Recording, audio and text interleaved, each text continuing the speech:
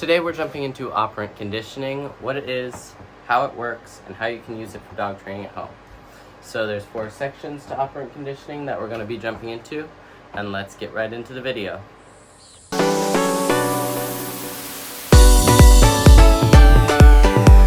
As I break down each of these categories, I'm going to try to put in a clip of me working with the dog and showing you what it's like using it. So I'm going to put in a clip of me working with the dog and giving him positive reinforcement.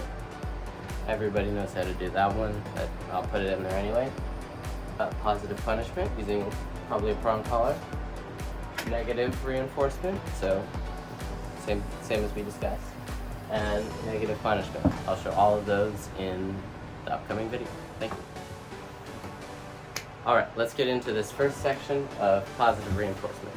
If your dog does something you like, you'll give him a treat, and that positively reinforces that behavior. What you don't want to do is, your dog sits down, he gets up, he wanders around, and then you give him a treat. He doesn't know that you gave him that treat. He's sitting down. Timing is key. You want to get that timing down to about 1 second, if you can't, half a second ideally. At best, 2.5 seconds, but if your dog sits down, gets up, you give him a treat all within 2 seconds, how does your dog know you gave him the treat for sitting down and not for getting up out of that sit? That's how I teach my dogs to stand. So you have to time it perfectly. Your dog goes into the sit, they get the treat. Your dog comes up from sitting to standing, they get a treat for standing.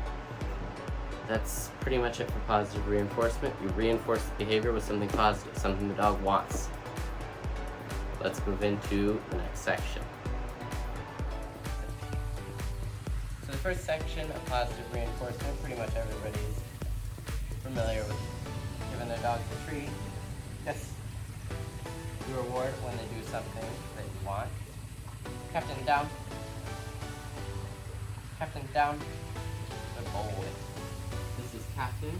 He's about a 5-month-old Bernedoodle mix. Captain, ahoy.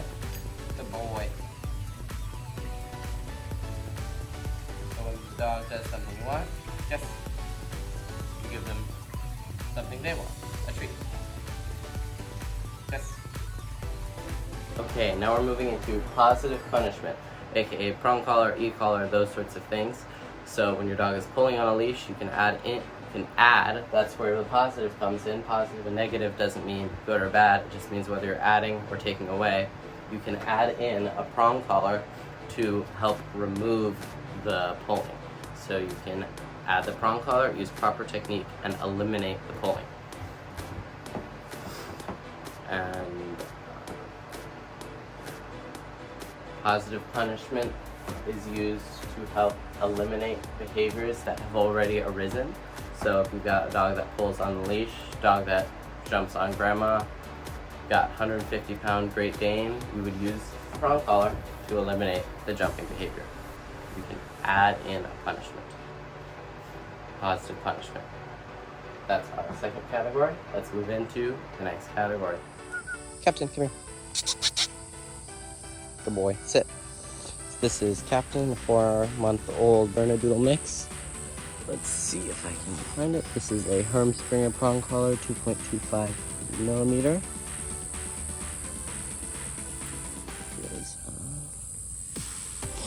We're trying to get a positive punishment clip here. Let's go.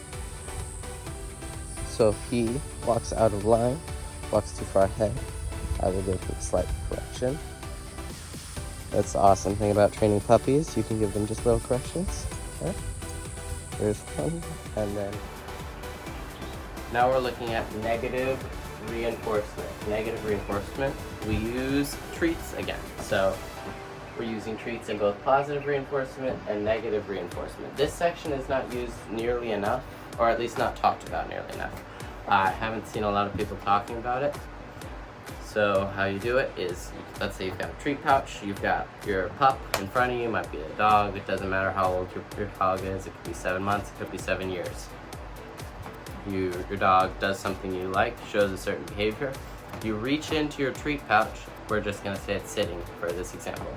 So your dog sits, you reach into your treat pouch and you start pulling out a treat to give to your dog. and then he pops right up out of that sit to get to that treat, you put the treat back in the pouch, so what he wanted goes away. That's why it's called a negative reinforcement.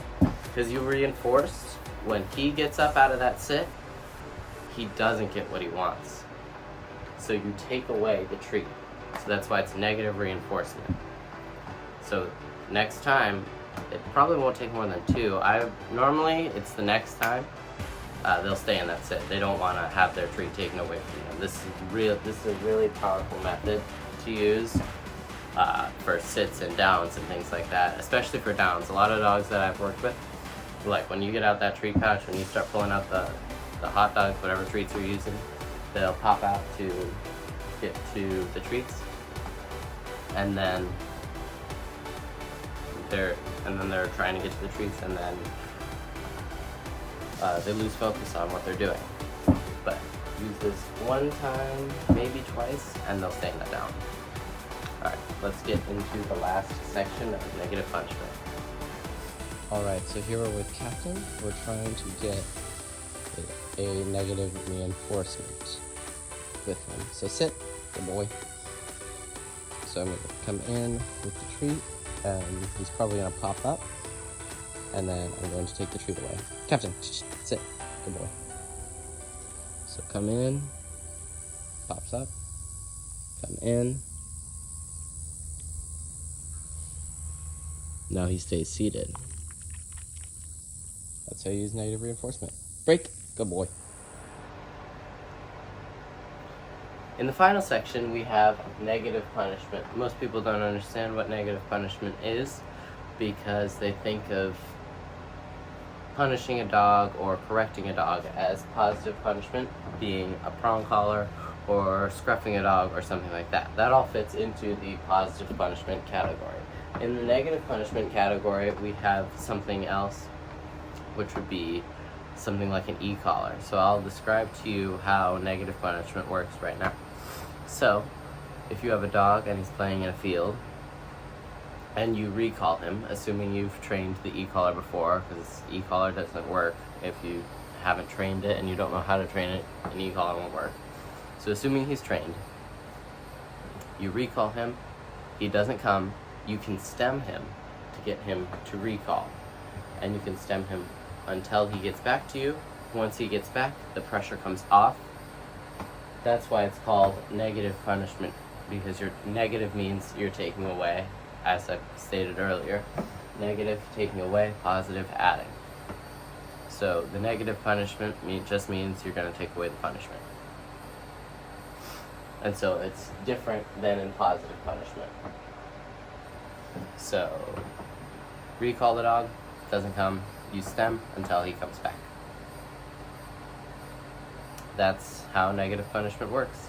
Stay tuned for the last section. This is Coco. She is a 6.5-month-old Cane Corso puppy. We're going to use an e-collar to bring her here on very low levels, giving you an idea of negative punishment. 3, 2, 1, here we go. Good job, huh? Break.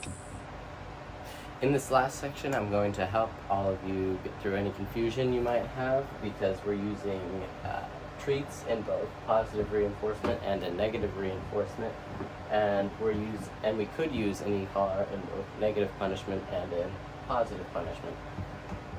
So it's not about the tool that you use, it's about how you use it.